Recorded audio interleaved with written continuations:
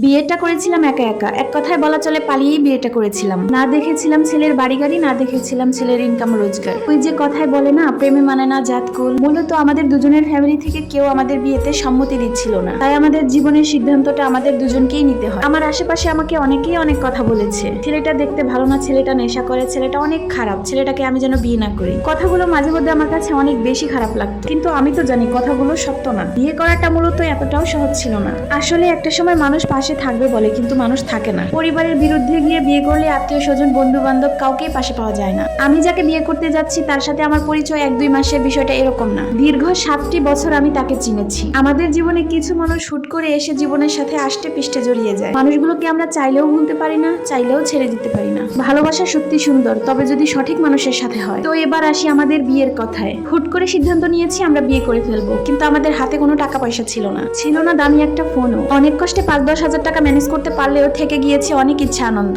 আমার শখ আহ্লাদগুলোকে মাটি চাপা দিয়ে আমরা মূলত বিয়েটা করে ফেলি। ছোট্ট একটা সংসারে খুঁটিনাটি সবকিছুরই প্রয়োজন হয়। বিয়ের কয়েক মাস খুব ভালোই চলছিল, কিন্তু আমাদের মাঝে সমস্যাটা হয়েছিল ঠিক বিয়ের 1 বছর পর থেকে। শুনেছি টাকা না থাকলে নাকি ভালোবাসা জানালা দিয়ে পালায়, কিন্তু আমাদের বেলায় আবার সেটা হয়নি। মূলত আমার বড় ভাই তার কাছ থেকে আমাকে নিয়ে যাওয়ার জন্য 1 বছর পরে আমাদের বাড়িতে এসেছে। আমার বড় ভাই খুব রাগী এবং খুব জেদি মানুষ। আমি যাকে ভালোবেসে বিয়ে করেছি তাকে আমার ভাইয়ের একদমই পছন্দ না। এই ছেলের কাছ থেকে নিয়ে আমাকে অন্য জায়গায় বিয়ে দিবে। ভাই আসার আনন্দে স্বামী আমাকে অনেক বাজার করে দিয়েছে, সেগুলো আমি আমার মন মতো রান্না করেছি। হাজার হোক নিজের আপন ভাই বলে কথা। আমার ভাই কোনো প্রকার খাওয়া দাওয়া না করিয়ে আমাকে কাপড় চোপড় গুছিয়ে তার সাথে নিয়ে যেতে চাচ্ছে। ভাইয়ের এমন ব্যবহার দেখে আমিও বলে উঠলাম, ঠিক আছে আমি তোমার সাথে যাব। আমার মুখ থেকে এই কথাটা শোনার পর আমার স্বামীর মুখটা একদম কালো হয়ে গেল। সে আমাকে পাশের রুমে ডেকে নিয়ে গেল এবং বলল, তুমি আমাকে ছেড়ে যেও না, আমি তোমাকে ছাড়া বাঁচবো না। কথাটা শোনার পর আমি আমার স্বামীকে উত্তরে বললাম, তুমি কেমন করে ভাবতে পারো আমি তোমাকে রেখে চলে যাব? আমি তোমাকে আমার সাথে করে নিয়ে যাব, এবং আমার ভাই যদি আমাকে নিয়ে যেতে চায় তাহলে তোমাকে আমার সাথে নিয়ে যেতে হবে। এই কথা শোনার পর আমার ভাইয়ের আর বুঝতে বাকি রইল না যে আমি তার সাথে একা একা যাব না।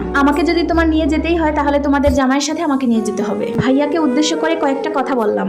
আমার বাড়িতে এসে আমার স্বামীর কাছ থেকে আমাকে আলাদা করে নিয়ে যাওয়ার চিন্তা ভাবনা যদি তুমি নিয়ে এসে থাকো তাহলে তুমি ভুল করেছো। এই কথা বলার পর আমার ভাই অনেক রেগে যায়। শুরুতেই বলেছিলাম আমার ভাই একটু রাগী আর জেদি মানুষ। তার একবার রাগ উঠে গেলে সে নিজেকে সামলাতে পারে না। আমার ভাই তার রাগটা আমার উপর না খাটিয়ে আমার স্বামীর উপর দেখাচ্ছে, কিন্তু এটা তো আমি কিছুতেই মেনে নেব না। এক প্রকার ক্ষিপ্ত হয়ে আমার ভাই আমার স্বামীর গায়ে হাত তুলতে যাচ্ছে। আমি আর এক মুহূর্ত দেরি না করে আমার ভাইকে সোজা বলে দিলাম, তুমি যদি আমার স্বামীর গায়ে হাত তুলো তাহলে আমার চেয়ে খারাপ আর কেউ হবে না। আমি কিন্তু ভুলে যাব তুমি আমার ভাই। কথাটা শোনার পর আমার ভাই একটু কষ্টই পেয়েছিল। তাছাড়া আমার কিছুই করার ছিল না, কেননা চোখের সামনে নিজের স্বামীর অপমান কখনোই মেনে নিতে পারতাম না। আমি আমার ভাইকে পরিষ্কার জানিয়ে দিয়েছি আমি তোমার সাথে যাব না এবং তোমাদের সাথে আমি কোনো সম্পর্কও রাখবো না। যেখানে আমার স্বামীর কোনো দাম নেই, মূল্য নেই, সেখানে আমার থাকার কোনো মানে হয় না। শেষের এই কথাটা শোনার পর আমার ভাই বাড়ি থেকে বেরিয়ে যায়। মনে মনে আমিও অনেকটা কষ্ট পেয়েছিলাম ভাইকে এভাবে অপমান করার জন্য, কিন্তু স্বামীর সম্মান বাঁচাতে গিয়ে আমাকে এটা করতেই হতো। আমরা বাঙালি মেয়েরা বিয়েটা মূলত একবারই করে থাকি, এবং এই একটি বিয়েকে আমরা জীবনের শেষ বিয়ে বলে মনে করি। তো যাই হোক, কথাগুলো একটা আপুর জীবন থেকে নেওয়া। তো আমি ভিডিওটি এখানেই শেষ করছি। সবাই ভালো থাকেন, সুস্থ থাকেন, আল্লাহ হাফেজ।